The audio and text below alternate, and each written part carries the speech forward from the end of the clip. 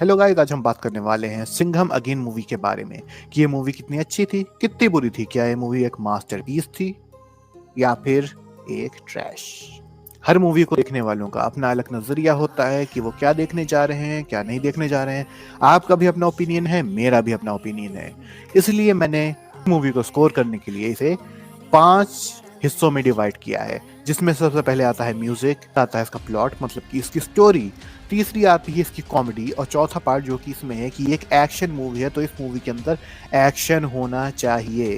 Last में जो कि हर मूवी में इंपॉर्टेंट होती है वो होती है कैरेक्टर्स की एक्टिंग। चलिए शुरू करते हैं इसी के साथ अपना मूवी का review for this new movie Singham again.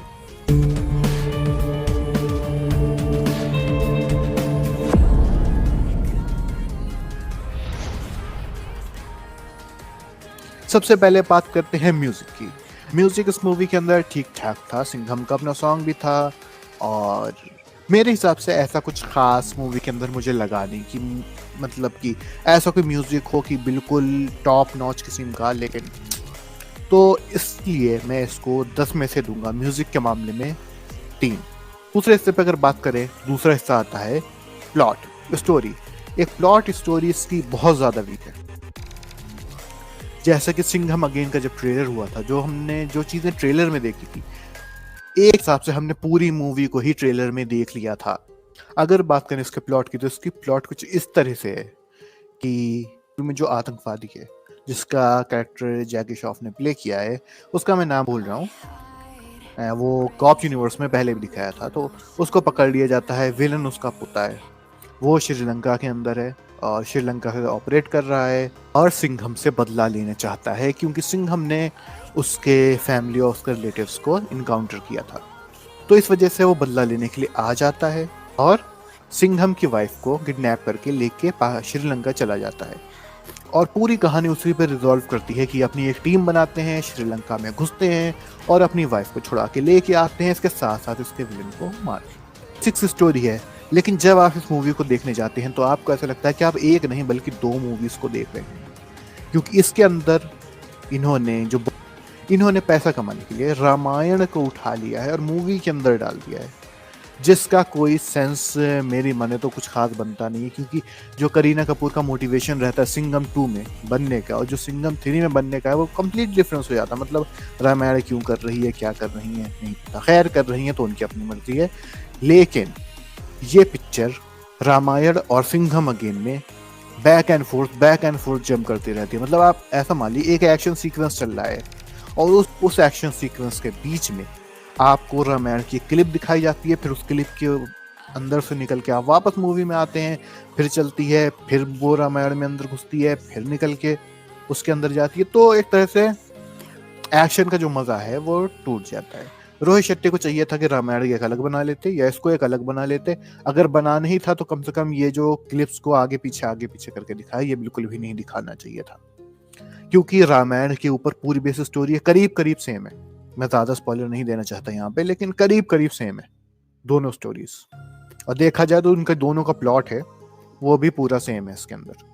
तो पूरा आदमी को पता है कि एंडिंग कैसी होनी है, मूवी किस तरह से जानी है, अब क्या क्या होगा, कौन कैरेक्टर मरेगा, कौन कैरेक्टर नहीं मरेगा, ये सब कुछ सबको पहले से पता होता है एक तरह से। तो स्टोरी के मामले में जो इसका प्लॉट है, इसको भी मैं 10 में से 3 ही देना चाहूंगा, क्योंकि उससे ज्यादा का ये डिजर्व नहीं करती है। क्योंकि कोई भी इसमें शॉकिंग टर्न, थ्रिलर या फिर मिस्ट्री वाला एंगल 1% नहीं है मूवी के अंदर। और जो 3 भी दे दिया तो उसमें से 2 है इसके स्टोरी के लिए और 1 है इसके कैमियोज के लिए, जिसमें सलमान खान का कैमियो इंक्लूडेड नहीं है क्योंकि वो एक फालतू वाला कैमियो था, पता नहीं फ्यूचर में लेके आएंगे भी या नहीं। अब बात करते हैं कॉमेडी की।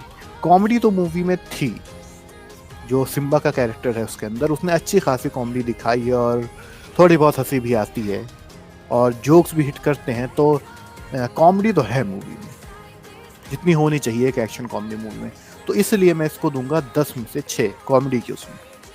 अब बात करते हैं एक्शन की। एक एक्शन मूवी है इसलिए इसका जो मेन पार्ट है वो है एक्शन। एक्शन इसमें भर भर के दिखाया है, अच्छा खासा एक्शन दिखाया है, लेकिन कभी कभी एक्शन भी ऊपर नीचे होता है थोड़ा बहुत। जैसे कि जो विलेन है वो स्टार्टिंग में दिखाते हैं कि इतना खतरनाक है, लेकिन मिड पॉइंट पे आके मूवी का विलेन का सारा कचरा हो जाता है, क्योंकि वो एक मेन विलेन से एक साइड कैरेक्टर लगने लगता है। साइड कैरेक्टर क्या, बल्कि बोले तो एक टटपुंजिया से जो गुंडे का छोटू होता है उस तरह से, क्योंकि उसकी कोई वैल्यू नहीं रह जाती। यहाँ स्टार्टिंग बंदा पुलिस स्टेशन जला रहा है, बाद में बंदा 4 लोगों के हाथों में पिट जाता है और कुछ भी नहीं कर पाता। तो एक्शन के लिए मैं इसको दूंगा 10 में से 5। 10 में से 5 ये डिजर्व करता है।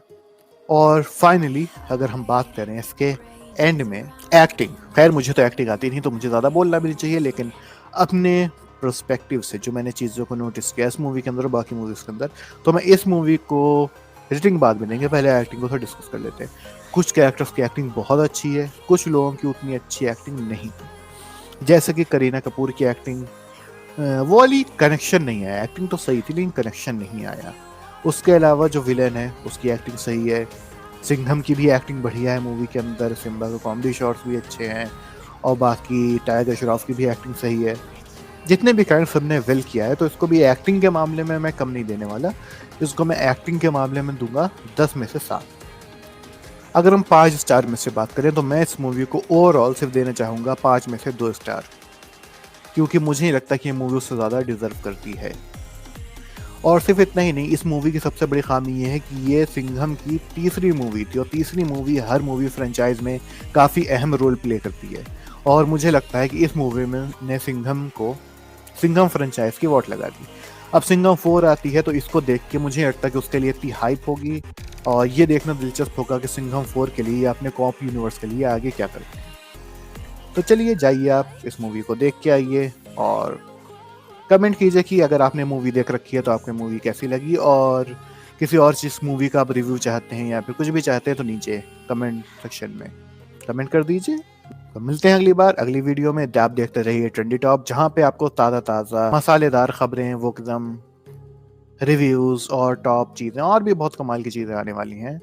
तो देखते रहिए, चैनल को सब्सक्राइब कर दीजिए, लाइक शेयर सब्सक्राइब कर दीजिए, और मिलते हैं अगली वीडियो में। Thank you.